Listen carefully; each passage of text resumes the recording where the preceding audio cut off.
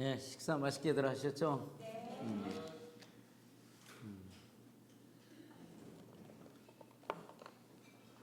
그 제가 밴쿠버에 와가지고 이 시계가 하나 없어져요. 시계래네요.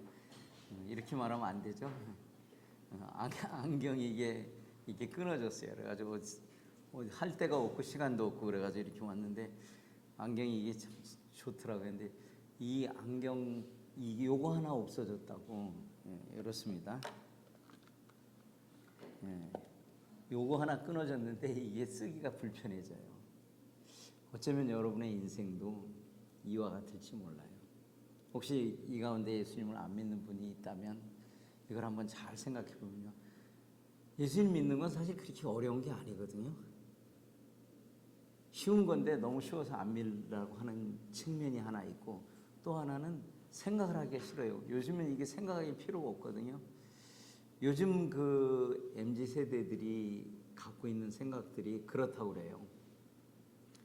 자, 옛날에는 우리는 뭐 책이나 이런 글씨 써가지고 이런 것들을 학습도 하고 이런 걸 했어요.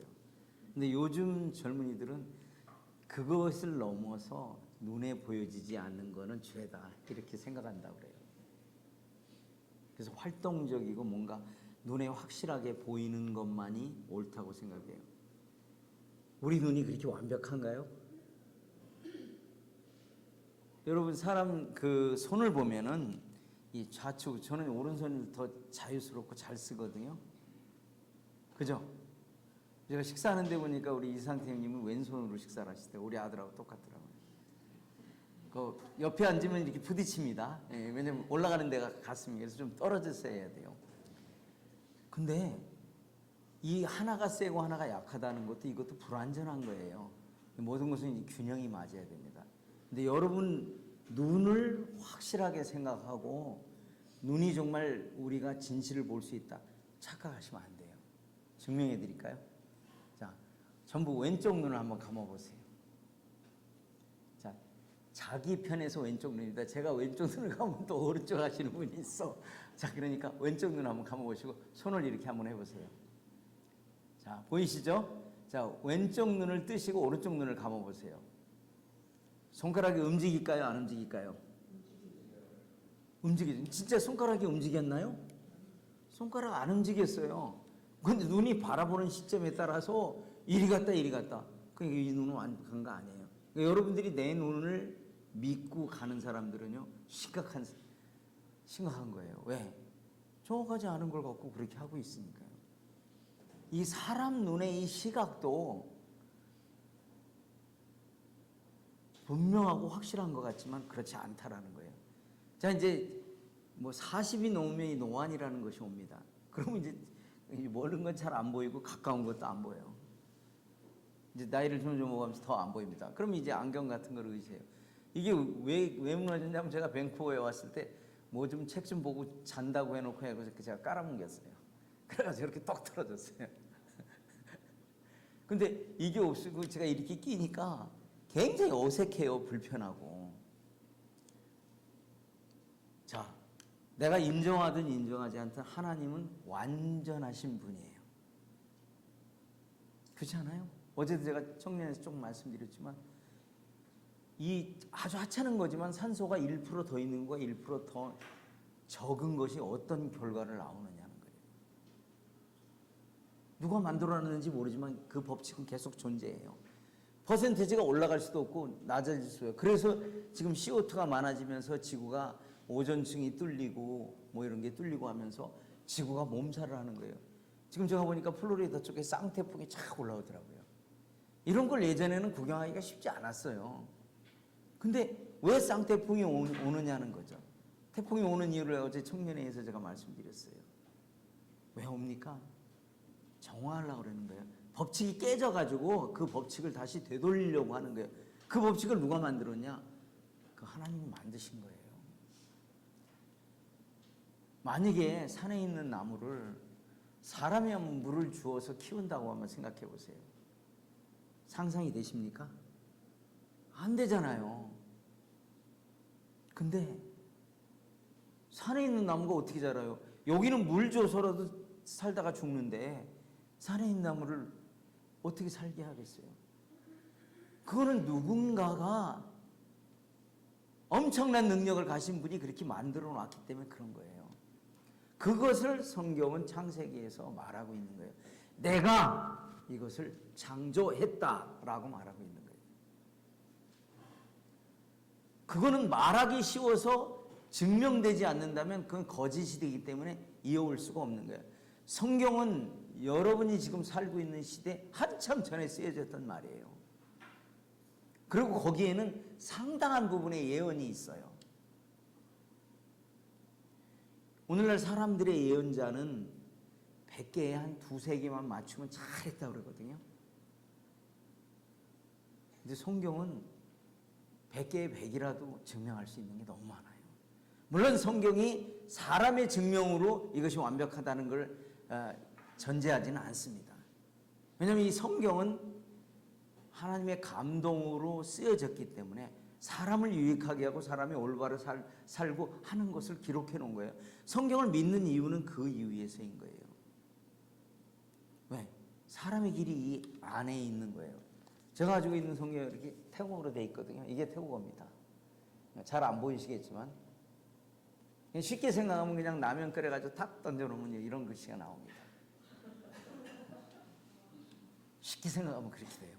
자, 근데 이 태국어로 쓰였던, 캄보디아어로 쓰였던, 라오스어로 쓰였던, 한국어로 쓰였던, 영어로 쓰였던 번역에 따라 약간의 차이는 있습니다만 동일한 것을 말하고 있어요. 그리고 이 우주 만물 다 누가 정해놨는지 우리가 인정하든 인정하지 않든 어떤 일정한 법칙에 의해서 유지되고 있어요. 그렇지 않아요? 여러분, 그 위성을 쏠려고 그러면요, 지구 궤도를 10만 년 전까지 추적해야지 쏠 수 있다고 그래요. 여기서는 조그마한 오차가 저쪽으로 가면요 돌이킬 수 없는 그런 게 나와요. 그리고 지금 사실 이 하늘은 우리가 별이 보면 나머지는 별이 있다고 생각하는데 실제로는요 하늘에 별이 꽉 차 있는 거예요. 그걸 망원경으로도 다 볼 수 없었어요. 근데 성경에서는 욥기에서 어느 한쪽에 빈 공간이 있다라고 말하고 있어요. 여러분, 성경이 그냥 종교의 어떤 한 부분으로 생각하면 안 된다는 거예요. 종교의 한 부분이라고 말하기에는 이 사실 성경이 종교에 대한 내용이 많이 나오질 않습니다. 정확히 얘기하면 종교도 아니고 이것은 사실 그 자체예요. 그래서 믿지 않는 사람들에게 왜 예수님만 관계돼야만 되느냐라고 이렇게, 왜 그건 배타적이다, 이기적이다 이렇게 말할 수 있어요. 그렇게 말한다 할지라도 어쩔 수 없어요. 왜? 사실이 변할 수는 없으니까. 사실이 변한다면 그건 진짜가 아니에요. 혹시 자기 손에 이 금반지 끼신 분 있어요 지금요? 없으신가 보네. 다들 가난하시네. 자, 금이 어느 때는 95%고 어느 때는 80%고 이러면 이게 진짜 금일 수가 없잖아요. 그리고 금이 제조될 때는 엄청난 열을 가해서 찌기를 다 없애버리고 순금이 나오는 거예요. 그게 가치 있게 쳐주는 거예요. 왜? 모든 것이 완벽에 가까운 것일수록 분명한 거예요. 성경은 하나님을 이렇게 해서 퍼펙이라고 하는 단어를 썼어요. 완전하시다 그랬어요. 사실 완전한 건 우리 인간의 지혜로 해석할 수가 없어요. 인간의 지식으로 갈 수가 없어요. 인간이 갈 수 있는, 지금 많이 발전해서 어디를 올라간다 해도 어느 한계까지 가요. 그 이상 갈 수가 없어요. 볼 수도 없고. 만약에 하나님이 우리의 머릿속에 갇혀지는 정도의 분이라면 믿을 가치도 없는 거고. 사실 믿음은요, 내가 믿는 그런 믿음이 아니에요. 믿음은 일단 첫 번째는 성경에서 로마서에 이렇게 들음에서 온다 그랬어요. 들음은 그리스도의 말씀으로 말미암다. 그 근원이 하나님의 말씀이라고 하는 거예요. 하나님의 말씀은 살아있고 운동력이 있다고 그랬어요. 그 얘기는 뭔 얘기냐면 하나님의 모든 것은 분명하고 확실하고 사실이라는 전제를 갖고 있는 거예요. 많은 사람들이 예수님 믿으면 내가 내 주먹을 의지해, 내 눈을 의지해. 조금 전에 제가 증명했잖아요. 주먹을 의지하여? 주먹을 의지해봐야 소용없어요. 내가 아무리 여기서 힘이 세고 그래도 뭐 지금은 아닙니다. 타이슨이 그 권투 선수인데 굉장히 센 사람이었잖아요. 그 등치도 별로 안 큰데 자기보다 등치 더 큰 사람 한 방 맞으면 그냥 나가 떨어지는 거예요. 힘이라고 하는 거는 더 센 힘이 우리에게 오면은요, 내가 가진 힘은 적게 느껴질 수밖에 없는 거예요. 어저께도 말씀드렸지만은 왜 이렇게 언어가 달라요? 여기 있는 분들도 지금 뭐 대략은 2개 언어를 쓸 거예요. 저희 교회는 3개 언어를 써요. 성도들이 그렇게 다른 나라 사람들, 민족이 모여 있어요. 왜 언어가 이렇게 나눠져 있을까요? 무엇 때문에? 아무데도 대답을 해주는 데가 없어요. 딱 한 군데서 대접해 주는 게 바로 이 성경 창세기에 왜 언어가 나누어졌다라는 것을 말해요. 근데 그 모든 것이 뭐를 말하고 있냐면 하나님과 인간의 관계가 멀어졌다고 하는 것을 설명하고 있는 거예요. 또 우리가 간단히 하나님은 일단 잠깐 내려놓고 한번 생각해 보자고요. 내가 부모님이 돼요. 제가 이제 어제 이제 제가 이름을 요새 좀 잘 기억을 못했는데 이름이 쉬워가지고 내 기억하는 한 자매님이 있어요. 한 자매님이 아니고 한 명의 자매님이 있습니다. 우리나라는 한 자매나 모자매 하면 참 어려워져요. 누구를 말하는 건지. 근데 우리 어제 보니까 한진주 자매 내가 외웠어. 이름을 딱 어제 한 번 듣고 외웠어요. 자, 부모님 알고 살기 행복하시나요? 행복해요.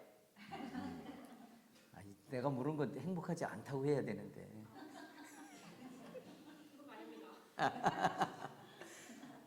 자, 내가 부모님하고 같이 살다 보면요, 뭐 행복하죠 전체적으로. 근데 사실 또 불편한 것도 있는 것도 사실이에요. 다 완벽할 수가 없어요. 그 내 자식이고 내가 그분들로부터 왔는데도 불구하고. 그래서 뭔가 불편한 것이 생기면 제일 먼저 하는 게 거리감이 생겨요. 그죠? 뭔가 불편하거나 죄된 것이라든가 이런 게 오면 걸어져요. 내가 부모님한테 내가 속인 게 있어. 우리 때는 이랬어요. 요즘 젊은이들 어떤지 모르겠어요. 어머니한테 학용품 사야 됩니다. 라고 그거 가지고 가서 뭐 딱지 사고 뭐 이런 일을 했어요. 구슬 사고 해가지고 이렇게 뭐 그 쌈치기라는 게 있었어요. 젊은 분들은 잘 모르실 거예요. 그런 걸 했어요. 근데 그걸 할 때는 참 좋거든요. 근데 집에 들어오면은 뭔가 불안해. 부모님은 그거 한 번도 나를 의심하지 않을 수도 있거든요. 근데 내가 부모님 앞에 가면 두려워요. 내가 뭔가 잘못을 했다고 느끼면 두려워요. 이게 어디서 나온 거냐는 거죠. 모르는데 내가 왜 두려울까요? 두려움이 있다고 하는 것은 하나님이 있다고 하는 것을 증명하는 거예요. 내가 두려움이 있다면 증명하는 거예요. 그걸 생각을 해야 돼요. 왜 이렇게 많이 하나님이 전달되고 예수님이 지금 다 여러분 미국에는 기독교로 세워진 나라거든요. 물론 뭐 지금 통계는 제가 몇 년 전 통계해 보니까 1억 5천만 명 이상이 교회 문턱에도 가보지 못한다. 한 번도 교회를 안 나가는 게 미국의 실정이라고. 1억 5천이면 얼마나 안 되는 퍼센트인지 모르겠는데 아마 절반은 조금 안 되는 수준일 것 같아요. 아마 4억 넘을 것 같은데 미국이. 그죠? 기독교 국가로 시작했는데 어느 시점이 가다 보면 이렇게 돼버려요. 그 얘기는 뭐냐면 내가 이제 모르겠는데 일단 진주자매가 나한테 오늘 타겟가 됐으니까 한국 음식 좋아해요? 좋아요. 왜 좋아해요? 기뻐요. 네? 먹으면 기뻐요. 먹으면 기뻐요. 그럼 한국 음식 먹는데 기쁘지 않은 사람이 있나요? 있을 수 있어요. 똑같은 한국 음식을 먹어도 어떤 사람은 기쁠 수 있고 어떤 사람은 기쁘지 않을 수 있어요. 이것이 인간 세계에 주어진 불공평이에요. 원래 하나님은 그런 불공평한 분이 아니거든요. 많은 사람들이 그런 걸 생각해요. 뭐 내가 못 보니까. 제가 증명해 드렸잖아요. 눈은 이렇게 부정확한 거니까 그 눈으로 말하는 거는 진실이 아니라는 거예요.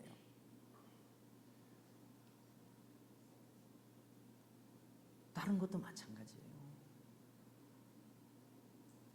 모든 것은 생물이라든가 모든 이 세상 만물은 뭐를 증명하냐면 하나님은 살아계신 분이라는 것을 증명하고 있어요. 내가 믿든 안 믿든 많은 사람들이 하나님을 믿어보려고 해요. 물론 그것이 귀한 마음이고 그걸 통해서 예수님 믿을 수 있는데 정확히 말하면요, 하나님은 믿음을 통해서 여러분들을 구원하시질 않아요. 자, 한번 얘기해 볼게요. 제가 얘기해 볼게요. 안단자매. 자, 지금으로부터 3000년 전을 한번 생각해 보자고요. 자, 그 사람들은 예수님 믿었을까요? 안 믿었을까요? 왜 안 믿었죠? 어려운 질문하는 거 아니에요. 그러니까 간단하게 들어가시면 돼요. 예수님 그때 계시지 않았잖아요. 이건 인간의 시각으로 그렇습니다. 근데 주님이 십자가에서 돌아가신 것은요, 믿는 사람들의 죄만을 위해서 돌아가셨나요? 많은 사람들이 착각하고 있는 게 있어요. 주님이 십자가에 돌아가신 거는 믿는 사람들의 죄만을 위해서 돌아가신 거 아니에요. 모든 인류를 위해서 돌아가신 거예요. 왜?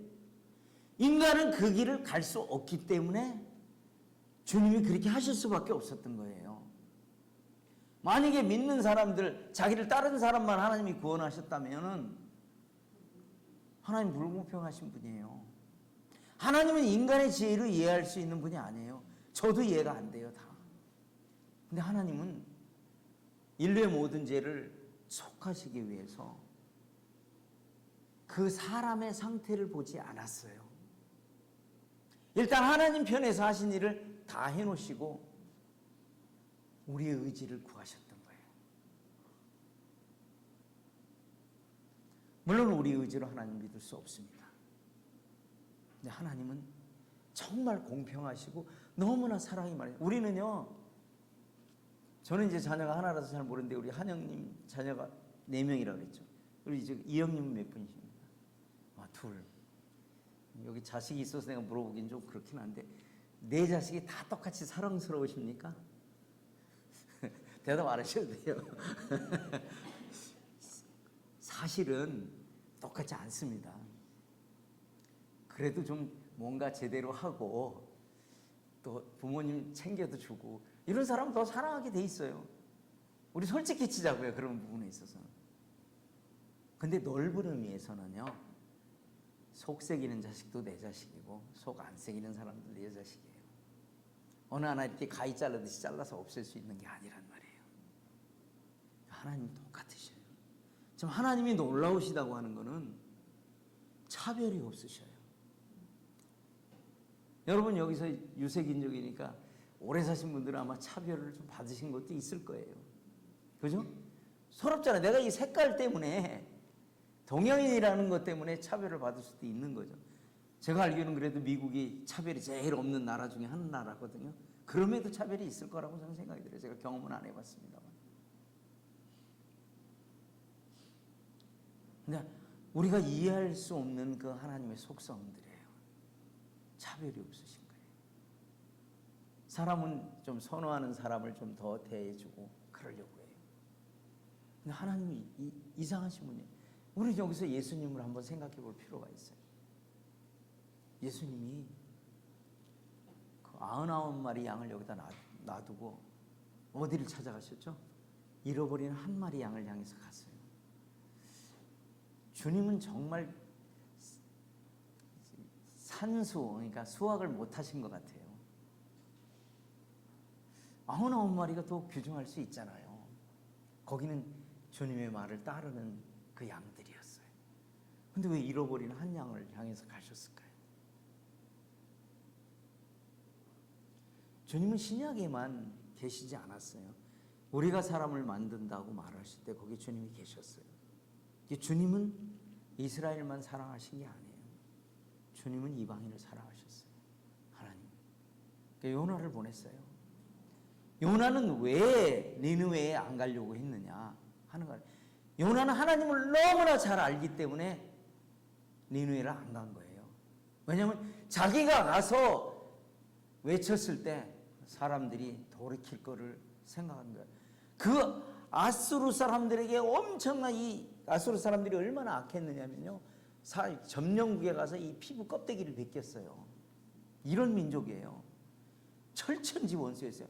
그러니까 요나는 하나님이 너무나 사랑이 많으시고 하나님이 그런 걸 알기 때문에 굳이 그 니느웨를 향해서 안 가고 자꾸 이 서번화로 간 거예요. 스페인으로 간 거예요. 근데 하나님은 그를 어떻게든 돌려서 니느웨에 가게 하셨어요. 사람은 요나는 선지자였지만 요나가 불순종했다 이 측면보다는 너무나 그 사람들이 미운 거예요. 이것이 하나님의 사랑과 인간의 사랑이 다르다고 하는 거예요. 그는 가서도 3일길이나 걸어야 되는 니느웨를 하루만 걸어 다니면서 곧 멸망이 온다 뭐 그런 유형의 얘기밖에 안 했어요. 근데 거기 있는 사람들이 다 뒤집어져 버린 거예요. 하나님의 사랑 때문에. 요나는 거기서 만족하지 않았어요. 올라가가지고 우리말에 이제 박동풀이 있다고 그 밑에서 쳐다본 게 뭐냐? 하나님 저들을 사랑하나 이거 쳐다보고 있었던 거예요. 하나님 좀 저들에게 진노를 좀 내려주시면 이 인간의 생각이 이렇게 악하다고 하는 거예요.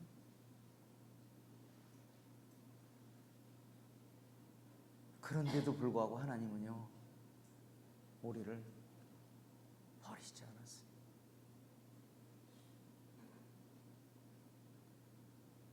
우리가 그런 하나님이 이제는 멀리 있는 게 아니고 우리의 안에와 계신 거예요. 그 성령님을 통해서 우리를 이 세상을 살게 하신 거예요. 예수님 안 믿는 분들 심각하게 생각을 하셔야 돼요. 예수님이 내가 믿어도 되고 안 믿어도 되는 그런 분이 아니라는 거예요. 그런 차원의 분이 아니에요. 우리 차원을 넘어서는 그런 분이고 전능하신 분이에요. 우리를 도왔다 안 도왔다 이 정도의 수준의 분이 아니라는 거예요. 아무리 내가 자녀를 사랑해도 내가 죽기까지 자녀를 사랑하기 힘든 거예요. 언제 그랬습니까? 이스라엘이 점령군이 오니까 도저히 이제 먹을 게 없으니까 신비 뽑았잖아요. 오늘날은 가위바위보 한 거예요. 그러니까 진 사람은 자기 자녀를 잡아서 삶아서 먹을 수밖에 없었던 실화예요, 이건요. 어떤 부모가 자기 자식을 삶아서 자기의 배를 채우겠어요? 아마 그 당시에는 그 자녀가 자녀로 안 보였을 거라고 저는 생각합니다. 그걸 떠나서라도 이 인간의 근본이 이렇다고 하는 거예요. 우리가 인간이 어떤 줄 알면 하나님이 어떤 분인지를 알아야 된다고 하는 거예요. 내가 인정하든 안 하든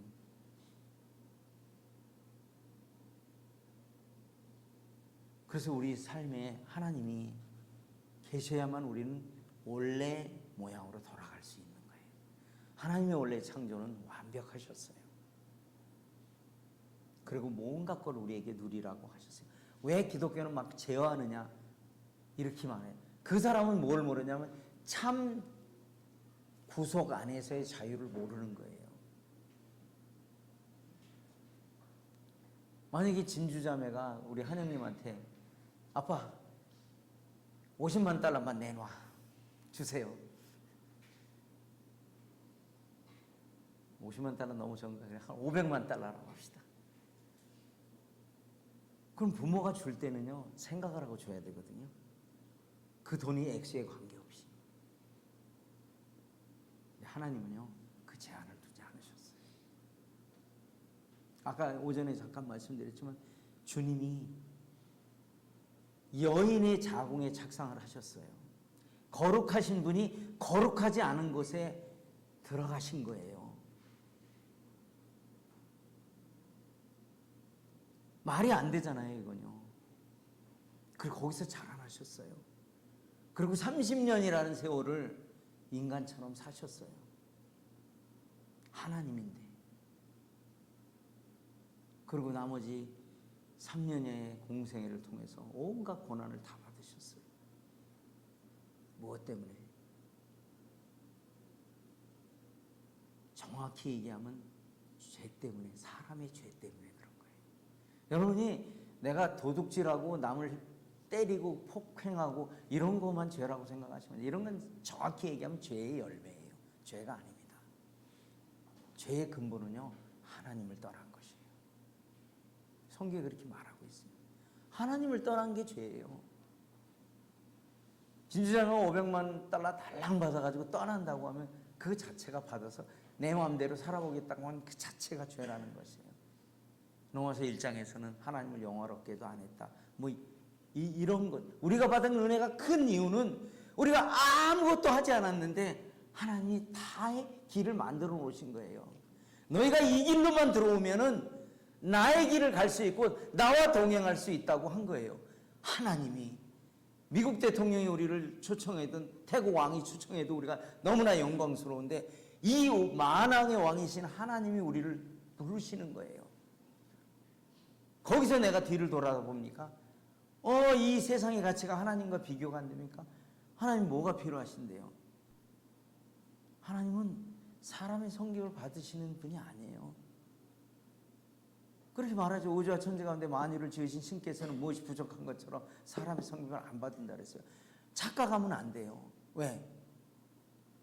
그것을 착각하기 시작하면 인생이 내 것이 돼요. 때로 구원받고 나서도 그럴 수 있다는 거예요.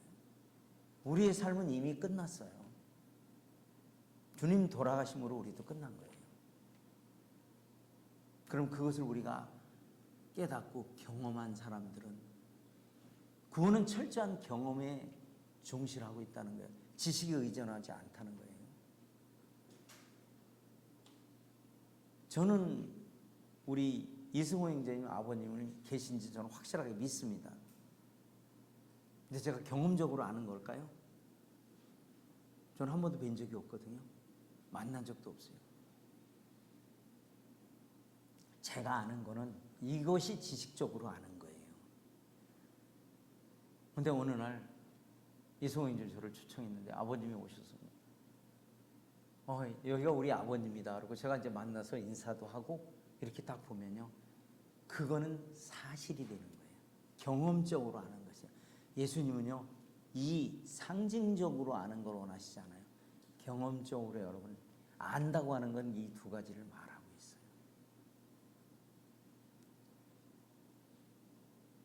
그러면 사람이 이제 하나님을 떠났다고 하는 것은 우리가 죄가 있다는 건 하나님을 떠났다고 하는 반증입니다. 내가 의도하지 않은 죄일 수도 있어요.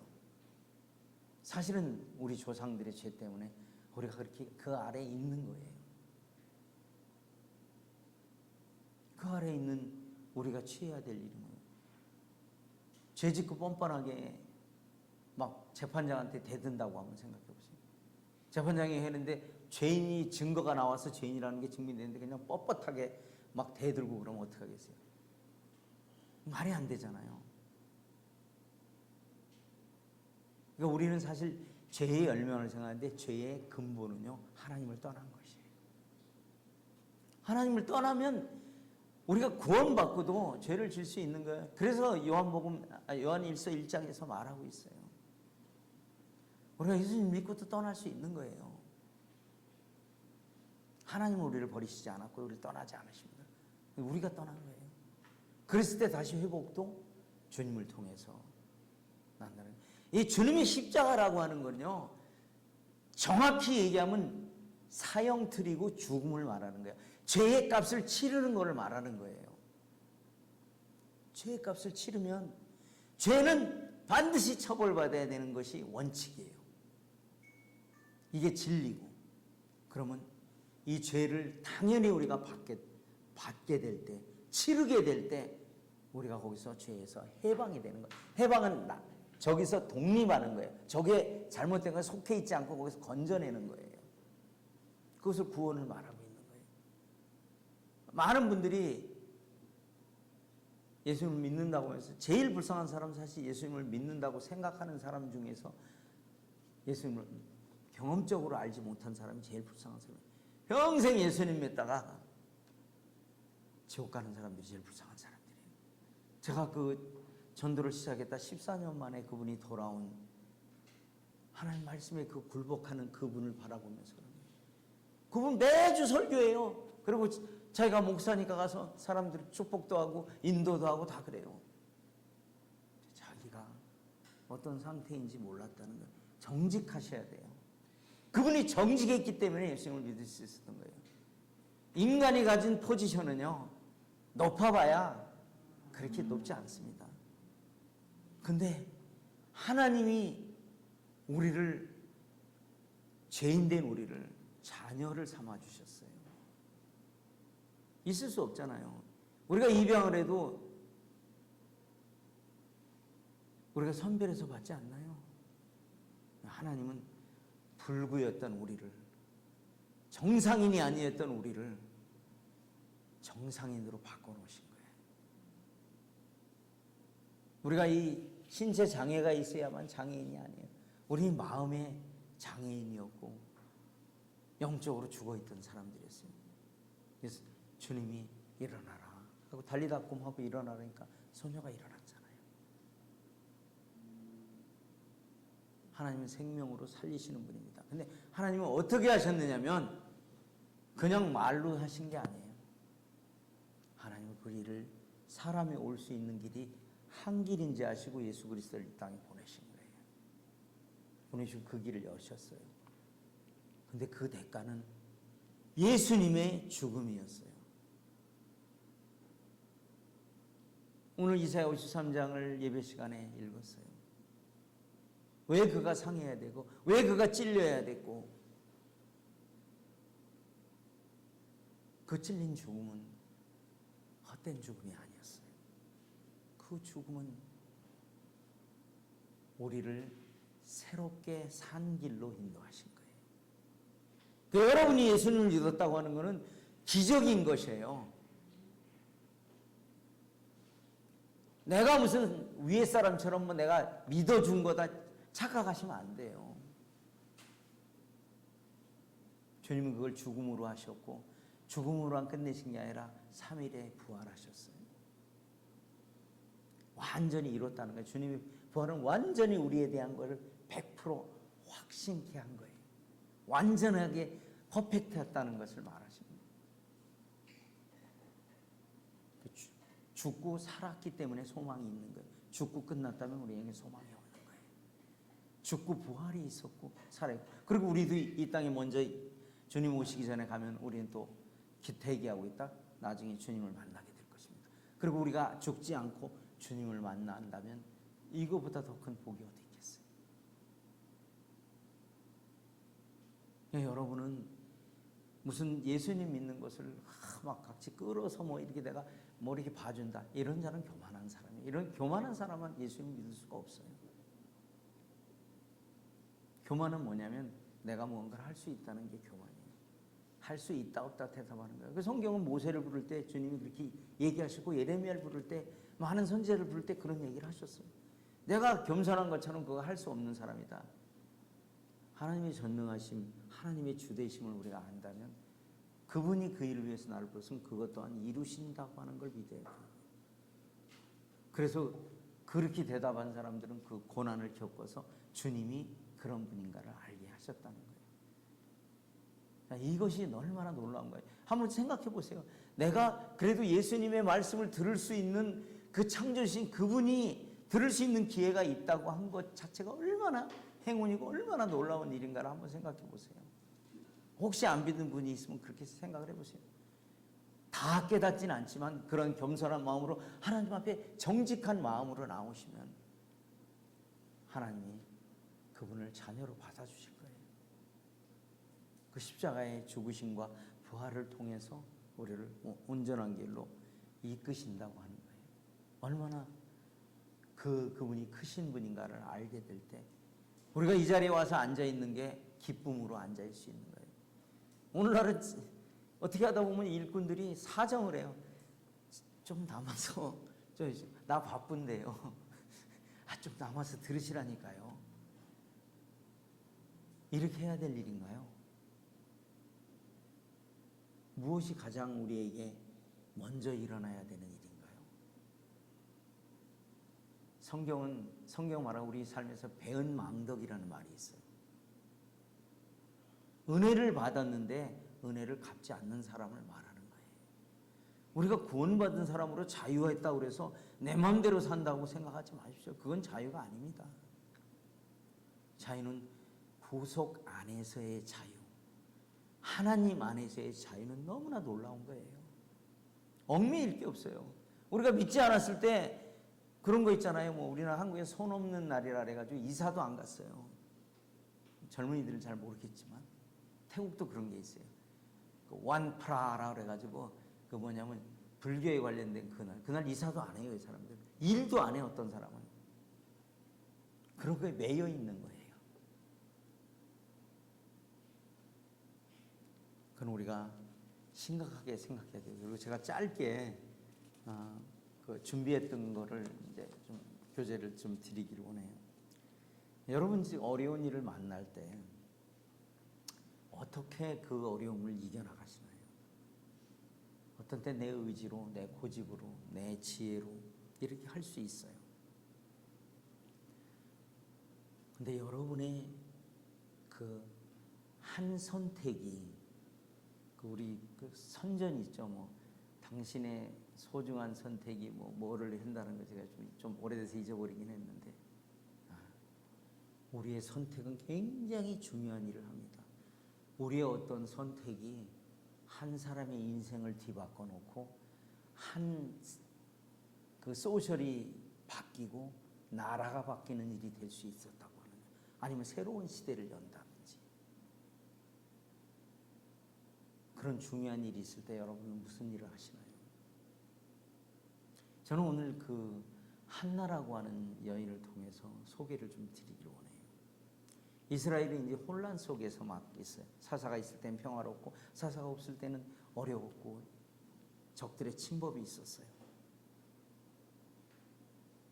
그리고 한나의 상태를 보면요, 누군가에게 조롱받고 있고 누군가에게 어려움을 당하고 있던 상태였어요. 그런데 그가 선택한 것은 그 어려움과 그런 모든 일을 접어두고 하나님 앞에 나가서 기도하는 사람입니다.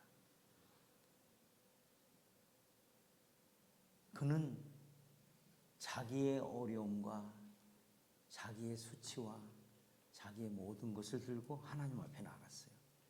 물론 그는 남편에게 사랑을 받았어요.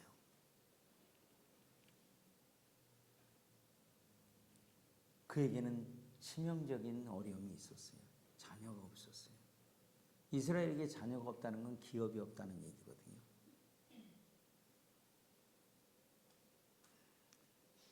그런 일을 당할 때 한나는 포기하지 않았어요. 그는 인간적인 시각으로 보면 그는 포기해야 할 만한 충분한 이유가 있었어요. 그런데 그는 포기하지 않았어요. 우리 그리스도인도 동일하게 이 점을 깊게 생각해 볼 필요가 있어요. 우리가 어떤 어려움을 만날 때 어떻게 잘 되겠지, 이건 그리스도인의 태도가 아니에요. 내게 어려움이 오거나 어떤 일이 왔을 때는 분명한 하나님의 계획이 저를 통해서, 나를 통해서 이루어지는 일이라고 하는 거죠. 그런 걸 전제합니다.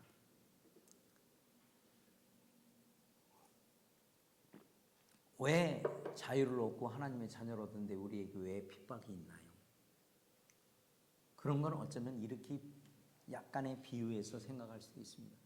우리가 씻지 않으면 우리 몸에 뭐가 생기죠? 때가 생기잖아요.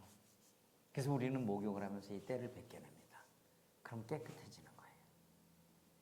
그래서 우리에게 이러한 어려움은 어쩌면 주님 앞에서 우리 때를 벗기는 거, 인간의 때를 벗기는 것과도 같습니다.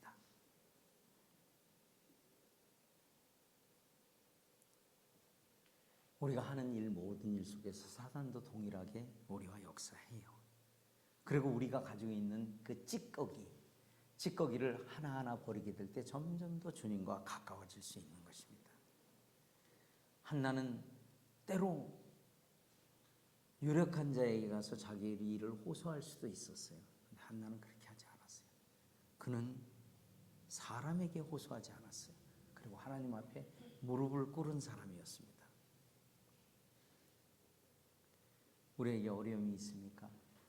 우리에게 꼭 중요한 결정을 해야 하는 일이 있습니까? 그러면 우리도 한나처럼 하나님 앞에 나아가야 한다는 거죠. 기도라고 하는 것은 하나님과의 대화, 내 결정을 하나님 뜻에 따르겠다고 하는 것을 말하고 있는 것이에요. 그래서 그는 눈물로 기도했어요.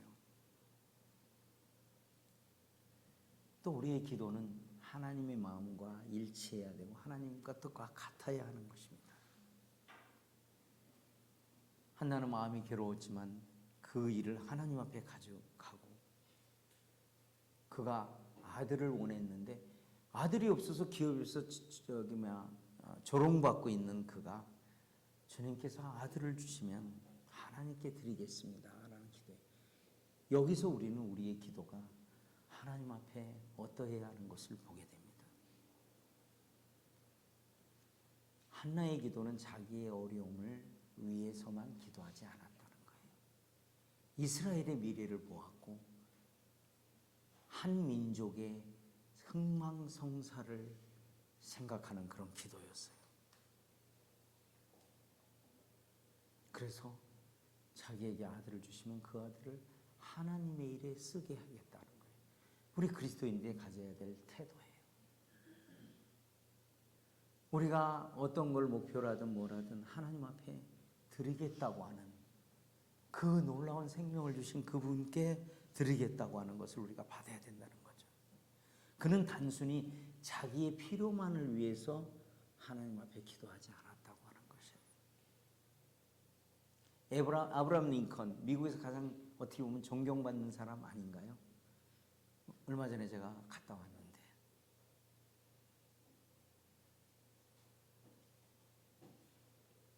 그가 이렇게 고백했어요.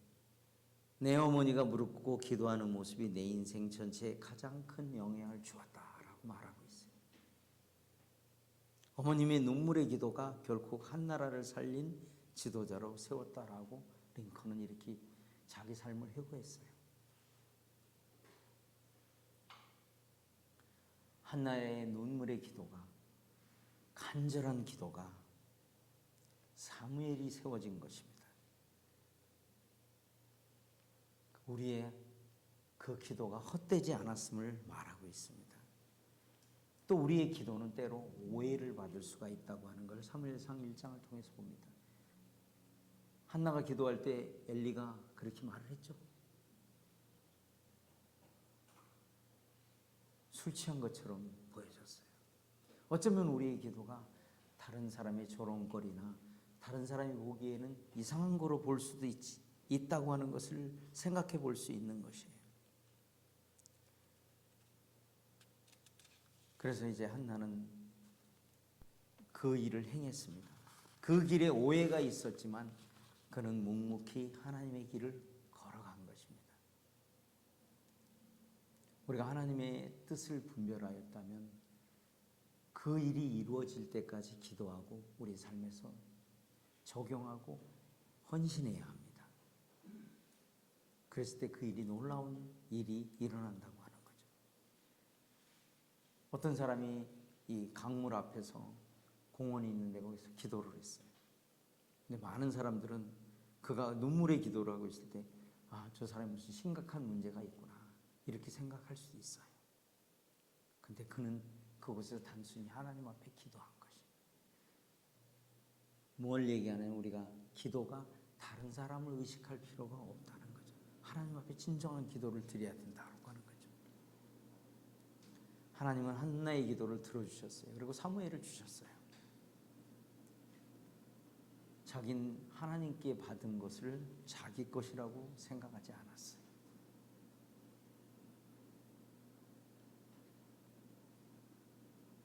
어떤 청년이 취업을 해서 오랫동안 기도하다 직업을 얻었어요. 그가 첫 월급을 타자마자 부모님께 감사드리고 나머지 부분을 다 헌금함에 집어넣는. 저는 이런 사람을 알고 있습니다. 내게 주어진 모든 것이 하나님의 은혜라고 하는 것을 전제할 때 우리가 헌신할 수 있는 거예요. 그래도 내가 좀 수고했지 이렇게 하면 아까워지는 거예요. 성경은 헌금의 많은 부분을 칭찬하지 않았어요. 즐겨냈다 그랬고 자원하는 마음으로 했다 그랬어요. 물론 억지로 드리는 게 훈련상 필요할 수 있습니다. 그러나 우리의 삶에는 진정한 것은 우리가 스스로 하는 것입니다. 주님이 은혜로 제가 건강하게 해서 저에게 일정한 수입을 주셔서 감사합니다. 제가 제일 먼저 하나님의 것을 띄워놓고 나머지를 제가 사용하겠습니다. 이것이 헌금의 진정한 의미. 주님의 주대심이 가장 먼저 드러나는 게 우리의 헌금이라고 하는 것이에요. 그래서 그 헌금은 또 하나님의 일을 위해서 쓰여져야 되는 거예요. 하나님이 돈이 없어서 여러분의 저가 헌금하는 거 원하시나요? 아니에요. 이 세상 게 다 하나님 건데 왜 원하십니까? 축복하시기 위해서. 여러분들이 그걸 통해서 하나님이 하나님 되심을 인정한 걸 하나님을 보고 싶으신 거예요. 이게 진정한 의미의 헌금입니다.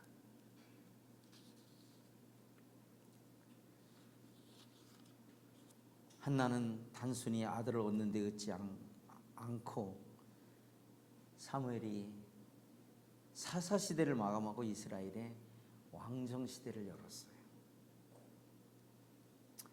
우리의 작은 기도, 우리의 기도가 민족의 역사를 바꿀 수 있다는 걸 우리가 여기서 배울 수 있습니다. 중국 선교의 아버지처럼 불려지는 허드슨 테일러는 처음 선교를 시작할 때 불가능하다라는 말을 수없이 들었습니다. 이렇게 하면 안 돼, 전도 안 돼, 뭐 이런 얘기를 들었다는 얘기입니다. 근데 그는 하나님께 무릎 꿇고 기도했습니다. 그 기도가 결국 많은 사람들을 하나님 앞에 돌아오게 했다고 하는 거예요. 우리가 사는 삶은 잠깐 반짝하고 이렇게 하고 이런 삶이 아닙니다. 지속되어 앞으로 나아가는 그런 삶을 살아야 하는 것을 보게 됩니다. 여기서 이제 결론은 우리에게 주는 교훈이 있습니다. 이 한나를 통해서 우리에게 주어지는 거죠. 하나님 마음에 부합한 그리스도인의 눈물의 기도는 결코 헛되지 않습니다. 하나님은 반드시 응답하십니다. 그런 기도를 응답하시는 거예요. 그리고 두 번째는 기도는 어떤 문제의 해결 목적이 아니라 하나님의 뜻과 영광을 구하는 것입니다. 우리가 무엇이 필요하니까 뭘 달라고 하는 게 진정한 기도의 의미가 아니라고 하는 거예요. 그 의미도 포함은 됩니다. 그러니까 진정한 의미는 그렇다는 거죠. 응답은 나 자신의 기쁨이 아니라 하나님의 구속사를 이루는 통로가 된다고 하는 것이에요. 우리는 여기서 한나를 통해서 이 세 가지를 배웁니다. 어쩌면 우리의 개인적인 삶에서 이렇게 또 적용해 볼 수 있어요. 내 삶의 어려움을 사람에게 호소하기보다 하나님께 아뢰십시오. 우리의 어떤 중요한 결정을 하나님께 묻고 답을 듣고 하는 것이 필요하다라는 것입니다. 두 번째는 교회적으로는 다음 세대를 세우고 일으키는 힘이 있는데 그것이 바로 기도하는 성도들에 의해서 이루어진다라고 하는 것이에요. 한나의 기도가 다음 세대를 완벽하게 준비했어요. 사무엘처럼 훌륭한 선지자가 이스라엘은 그보다 더 훌륭한 선지자 없었을 거라고 저는 생각을 합니다. 그 다음에 세 번째는 이제 교회적으로는 그렇고 이 공동체적인 입장에서는 응답받은 것을 내 것으로 삼지 말고 하나님께 돌려드리며 감사하다는 표현을 해야 합니다. 응답받은 나만 기쁠 뿐 아니라 그냥 하나님께서 하셨습니다라고 해야 되나고 하는 것이죠. 우리에게 아픔과 슬픔은 우리를 주님을 가까이 할 좋은 기회라고 하는 것이에요. 또 그 기도가 하나님의 뜻을 이 세상에 이루는, 하나님 나라가 이 땅에 이루어지는 그런 일이 되는 것입니다. 우리가 삶을 드릴 때 하나님께서 놀라운 역사가 있습니다. 로마서 12장에는 이 세대를 본받지 말라고 말하고 있어요. 저는 젊은이들을 사랑합니다. 젊은이들은 어른들은 우리 마음을 다 몰라줘 이렇게 말할 수 있을 것입니다. 실제로 또 어떤 부분에서는 그렇습니다. 그럼에도 불구하고 우리는 젊은이들과 저같이 기성세대가 다 같이 함께 가야 하는 일이라고 하는 거죠.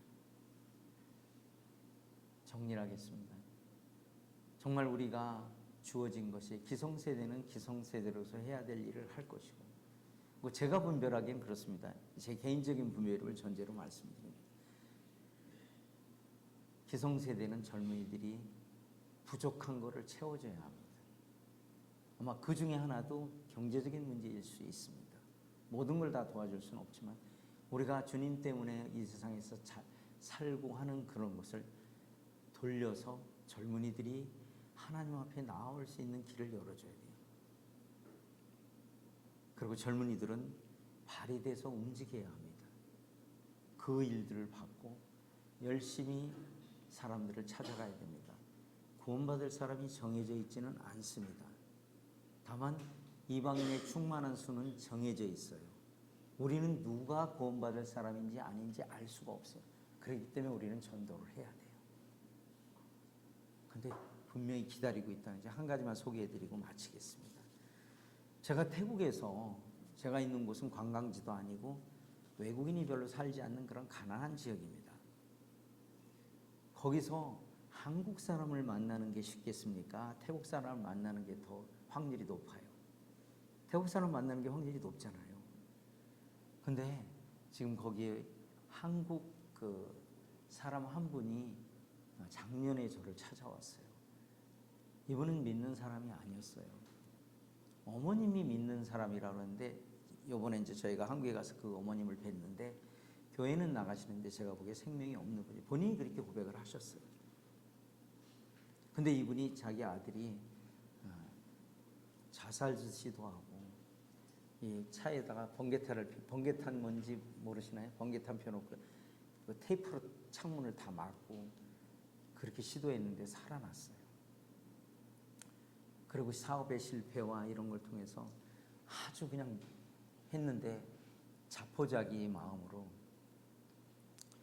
태국 분 한 분하고 결혼을 해서 태국으로 들어왔어요. 어머니가 그랬대요. 그냥 막연하게 내가 가면 한국 선교사님 있는 데 가서 거기 가서 말씀을 듣고 예수님을 믿어라고 이렇게 말을 했대요. 전 물론 그분을 제가 아는 분도 아니에요. 이분은 저희 있는 곳에서 70km 떨어졌거든요. 2년 반 동안 2년 이상을 계속 교회를 찾아다닌 거예요. 근데 실제 거기 교회가 있거든요. 근데 그걸 못 찾았어요. 그리고 흘러서 와가지고 우리 교회까지 왔어요. 오늘 식당에 가서 이제 밥을 먹는데 그 식당에 우리 그 형제님 자매님이 운영하는 식당이었어요. 거기 갔는데 혹시 여기 교회가 있으니까 우리도 교회 나가요. 그랬더니 이분이 토요일 나와서 밥을 먹고 호텔에서 자고 안 가고 집을 안 가고 그날에 딱 그 다음날 온 거예요.